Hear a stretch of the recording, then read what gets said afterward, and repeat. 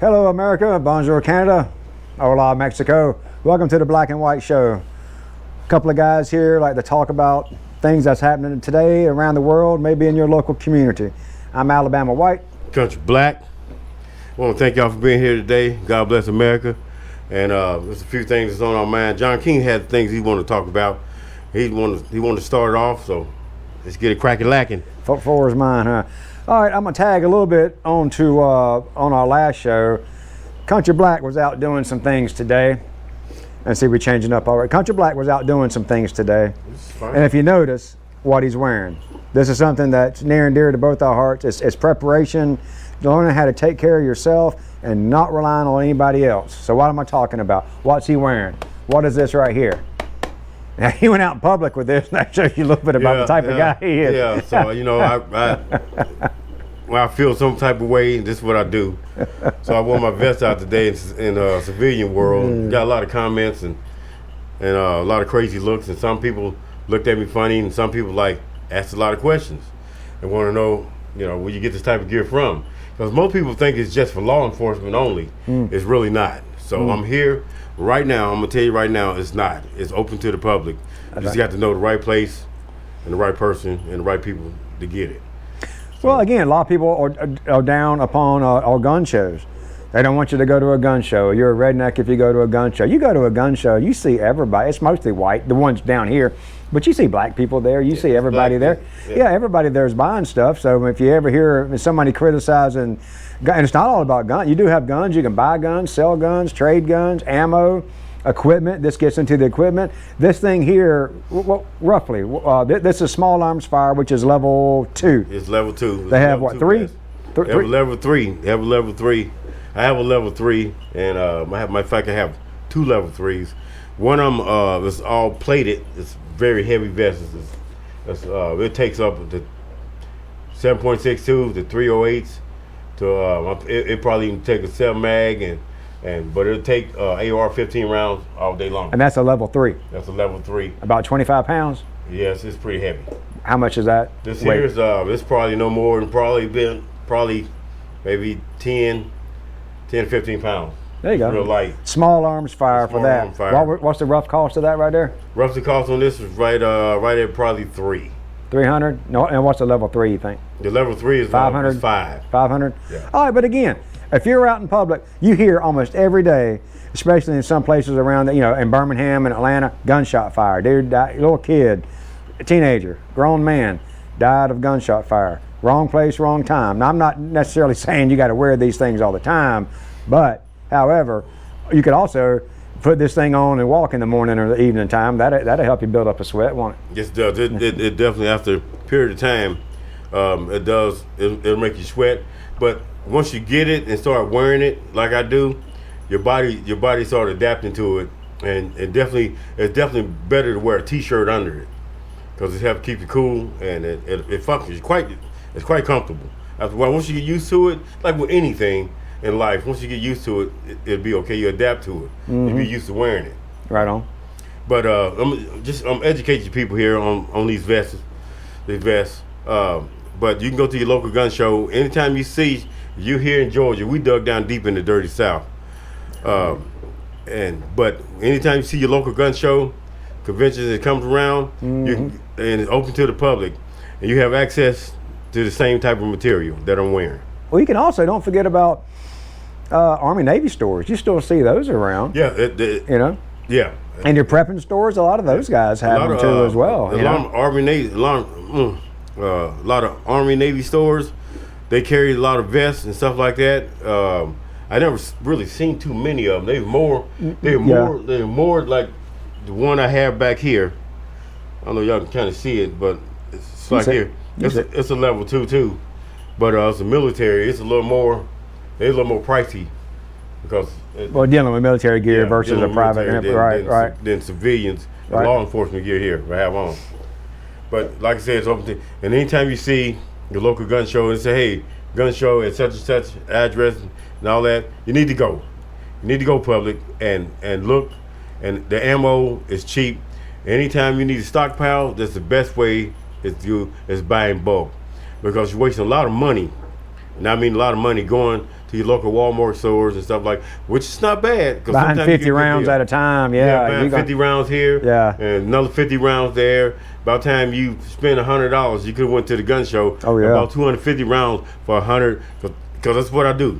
I buy 250 rounds, like 120, 130 bucks. That's 5.57s and 308s. Significant savings. It is. Yeah. Just a little time, and take your credit card. You're gonna when you're investing in things, make good investments instead of stupid investments. Well, prepping is an investment, and again, prepping. If you was to look around here, if we was to turn around the camera, you would see. Now it's Country Black's birthday today, so he turned 25. Yes. And it's mine. My mind's 25. My heart's lovely and healthy. Thank God. Your body's 80. My body's 95, but my mind is 25.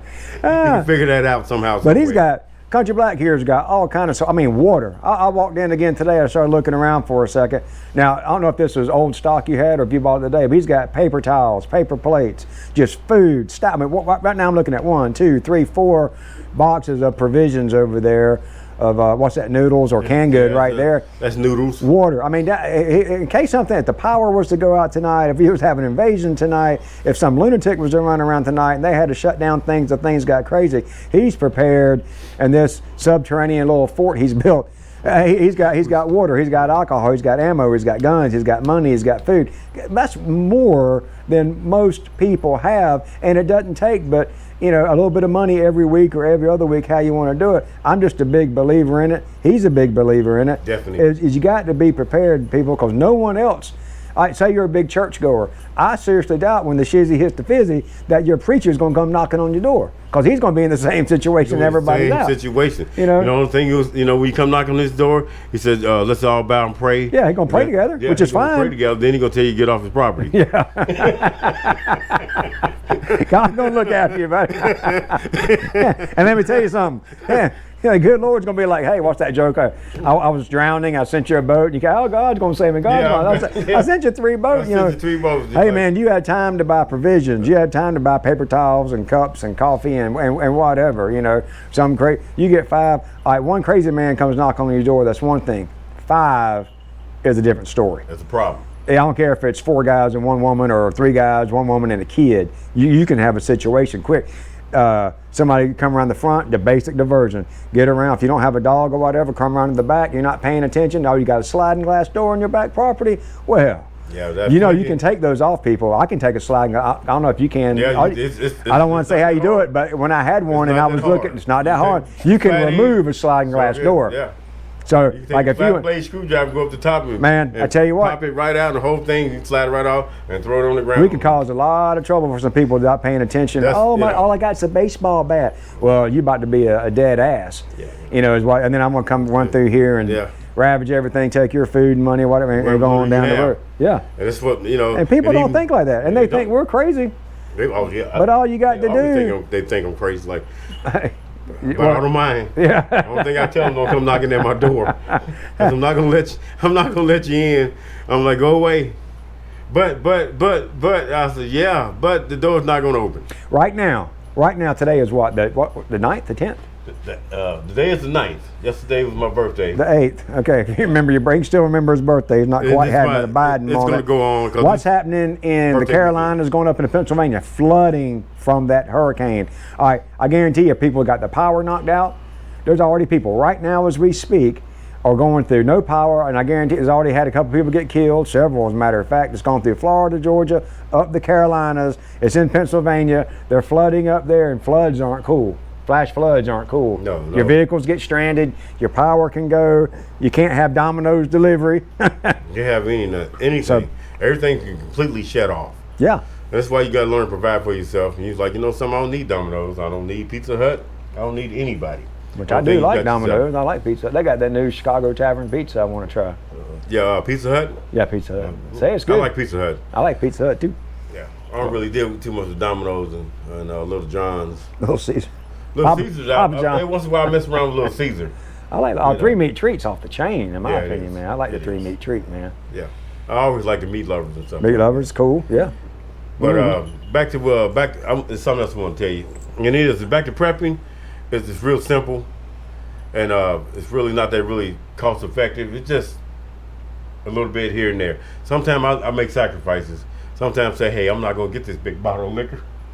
Don't say. Don't say. I'm gonna get this small bottle of liquor. Then I'm gonna buy me a couple of cans. I'm gonna go buy me big cans, a couple of canned goods, and some more water. I said, oh, I'm not gonna buy a whole thing of ammo. To 2 boxes of ammo. I'm only gonna buy 1 box of ammo and go get me a big old sick case. What is it? 6 gallons of water. There you go. So it's give or take thing.